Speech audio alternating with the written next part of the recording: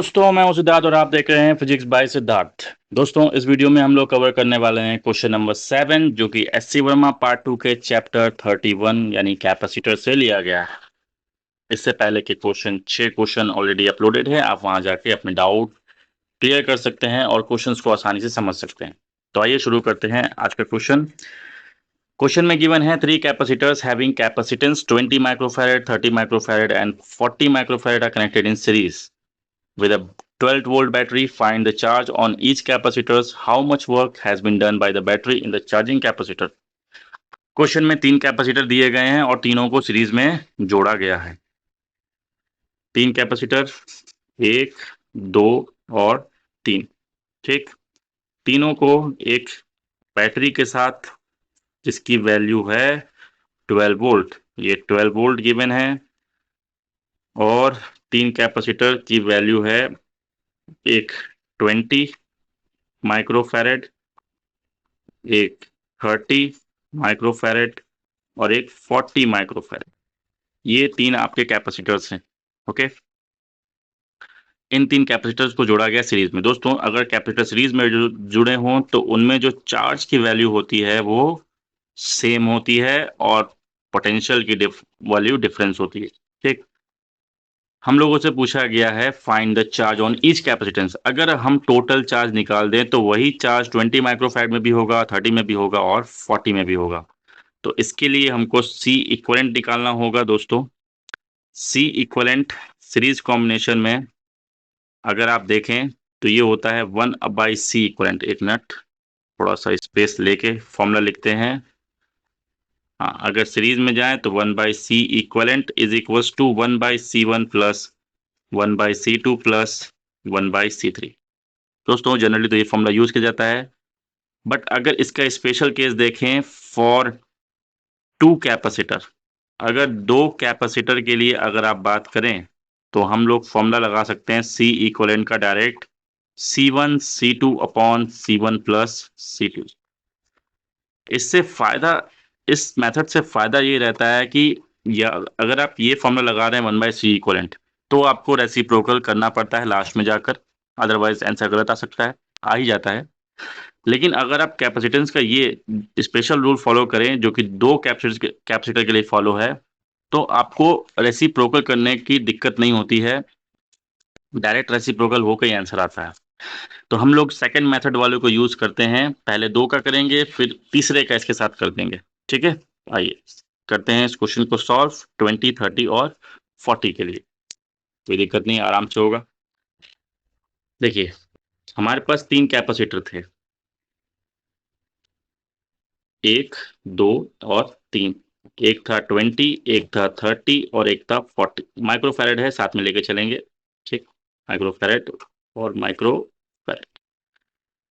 पहले हम इन दोनों के लिए सॉल्व करते हैं। तो मान लीजिए अगर आपका C1 की वैल्यू आ रही है इन दोनों के लिए तो आपको C1 C2 upon C1 plus C2 यानी 20 इंटू 30 अपॉन 20 प्लस 30 ये यूज करना है। 20 इंटू 30 करेंगे दोस्तों आपका आ जाएगा 600 और नीचे आ जाएगा 50, 0 से 0 कैंसिल, ये आ जाएगा आपका 12 माइक्रोफैरड। दोस्तों अब जो सर्किट की सिचुएशन है वो कुछ ऐसी हो चुकी है कि आपके पास 2 कैपेसिटर रह गए हैं। एक तो आपका 40 माइक्रोफैरड वाला था और एक आपका जो अभी नया आया है 12 माइक्रोफैरड।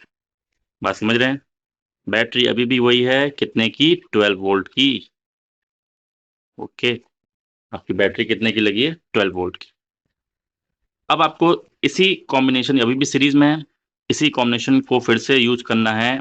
ये आप कितना भी लंबा सर्किट हो आप कर सकते हैं आराम से। अगर इसको नाम अलग दिया जाए सी इक्वलेंट ही दे देते हैं क्योंकि इसके बाद तो कुछ है नहीं। 12 इंटू 40 अपॉन 12 प्लस 40। दोस्तों हम लोग यूज कर रहे हैं C1 C2 upon C1 plus C2 जो कि डायरेक्ट हमको वैल्यू देता है सी इक्वलेंट की। ओके, ये आपका आ गया 480 अपॉन 52। सॉल्व करेंगे इसको तो आपको मिलेगा 240 अपॉन 26। इसको सॉल्व करेंगे तो आपको मिलेगा 120 अपॉन 13। और दोस्तों जब आप 120 अपॉन 30 को सॉल्व 13 को सॉल्व करेंगे तो आपको मिलेगी वैल्यू अप्रोक्स जो सीक्वेंट मिलेगा आपको 9.23 माइक्रो फैरेड। ओके, मेरे ख्याल से आपको ये चीज समझ में आया होगा मैंने क्या किया। अब ये का जो आया है ये आया है सी इक्वलेंट। अब हम लोग को निकालना है चार्ज। ओके, आइए चलते हैं नेक्स्ट पेज पर। Charge Q is equal to C V होता है, तो यहाँ पे सी इक्वलेंट इंटू वी होगा। सी इक्वलेंट की वैल्यू आपकी आई थी 9.2 माइक्रोफेरेड इंटू वोल्टेज दिया गया है 12 वोल्ट। जब आप इसको मल्टीप्लाई करेंगे तो आपको अप्रोक्स जो वैल्यू आ जाती है, जो एग्जैक्ट वैल्यू आती है, मैं आपको बता दूं कि जो एक मिनट में रफ कर दूं। ओके, जो एग्जैक्ट वैल्यू आती है वो आती है 110.76 माइक्रो कूलम। एग्जैक्ट अगर अप्रोक्स लेंगे तो आपको 110 माइक्रो कूलम मिल जाएगा। यानी अब चार्ज सेम होगा, सीरीज कॉम्बिनेशन है, तो Q1 equal to Q2 equal to Q3 आपको मिल जाएगा 110 माइक्रो कूलम। ये आपका एक आंसर हो गया। अब हमें क्वेश्चन में और भी कुछ गिवन था, देखते हैं। देखिए, पहले था find the charge on each capacitor, मिल गया हम लोग को 110 माइक्रो कूलम चार्ज होगा। अब हमको पूछा गया how much work has been done by the battery. अब कितना वर्क किया जाएगा, उस वर्क को निकालने के लिए formula W is equal to Q V लगा देंगे। Q की वैल्यू आपको मिली है 110 और वोल्टेज की वैल्यू है आपकी 12। अगर आप इसको सॉल्व करेंगे तो आपको वैल्यू मिलेगी 1.3 इंटू 10⁻³ जूल। आई होप आपको ये वीडियो क्लियर हुआ होगा और हर एक चीज़ें समझ में आई होंगी। दोस्तों अगर कोई भी डाउट हो, कहीं भी कोई डाउट आता है तो आप पूछ सकते हैं और क्लियर कर सकते हैं।